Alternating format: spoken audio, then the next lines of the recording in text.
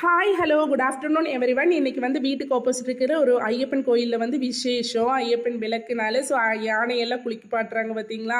இன்னைக்கு வந்து அதனால வந்து சித்தப்பா சித்தியெல்லாம் வீட்டுக்கு வராங்க. ஸோ அதனால வந்து நான்வெஜ் எதுவுமே சமைக்கக்கூடாது. ஸோ அதனால வந்து வெஜ்ஜுக்காக இன்னைக்கு வந்து தரவாட்டில் ஃபஸ்ட்டாக காய்ச்ச பெலாக்காய் வந்து கொடுத்துட்ருந்தாங்க. இந்த வருஷம் ஃபஸ்ட்டாக காய்ச்ச பெலாக்காய் போட்டு தான் இன்னைக்கு வந்து குழம்பு கடலையும் அதே மாதிரி பெலாக்காயும் போட்டு கேரளா ஸ்டைலில் வறுத்தரைச்ச கறி தான் இன்னைக்கு வைக்க போகிறேன். வீடியோ ஸ்கிப் பண்ணாமல் பாருங்கள், உங்களுக்கு யூஸ்ஃபுல்லாக இருக்கும். என்னோட வீடியோஸில் பெரும்பாலும் இந்த மாதிரி சீசனல் ஃப்ரூட்ஸு காய் இதெல்லாம் வச்சு நிறைய வெரைட்டி எல்லாம் நான் செஞ்சுருக்கேன். நீங்கள் எல்லாம் வீடியோஸ் பார்க்குறவங்களுக்கு தெரியும். ஸோ நான் இந்த மாதிரி ஃப்ரூட்ஸு காயெல்லாம் சீசனல் ஃப்ரூட்ஸ் காயெல்லாம் நான் விடவே மாட்டேன். நீங்களும் வந்து எந்த மருந்துக்குமே இந்த மாதிரி சீசனல் ஃப்ரூட்ஸ் காயிட அளவுக்கு வந்து நமக்கு வந்து மருத்துவம் தராது.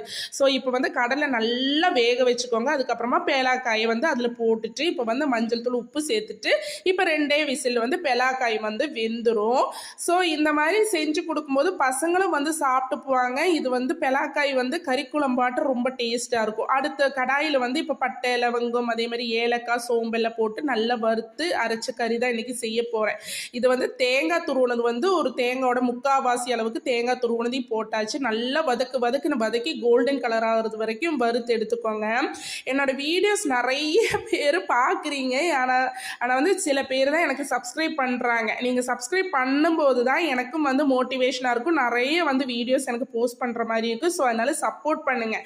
நல்ல தேங்காய் வதங்கினதுக்கப்புறமா 2.5 ஸ்பூன் வந்து மிளகாத்தூள் அதே மாதிரி 1.5 ஸ்பூன் வந்து தனியாத்தூள் போட்டு நல்லா வதக்கி எடுத்துக்கிட்டேன். இப்போ வந்து கொஞ்சோண்டு கருவேப்பிலை புளி சேர்க்குறது வந்து பேலன்ஸ் பண்ணுறதுக்காக அந்த மசாலா கூட்டு வந்து நல்ல டேஸ்ட்டாக இருக்கும். இத்தினோண்டு 2 பிஞ்ச் புளி தான் சேர்த்துருக்கேன். அதை போட்டு நல்லா வதக்கி எடுத்துகிட்டு இப்போ வந்து ஓஃபனில் நல்லா ஆறுனதுக்கப்புறமா அரைச்சி எடுத்துக்கோங்க. இப்போ வந்து இருக்கிறதுலேயே பெரிய ஒரு மண் சட்டி தான் எடுத்திருக்கேன். எண்ணெய் ஊற்றிட்டு இப்போ வந்து ஒரு மலை வெங்காயம் கட் பண்ணி சேர்த்துக்கிறேன். நிறைய பேர் இருக்கிறனால வந்து நிறைய குழம்பு எங்களுக்கு தேவை. ஸோ அதனால நிறைய தான் செஞ்சுட்ருக்கேன். இப்போ வந்து உப்பு போட்டு நல்லா வந்து வதங்கினதுக்கப்புறமா கடலை சேர்த்துக்கலாம்.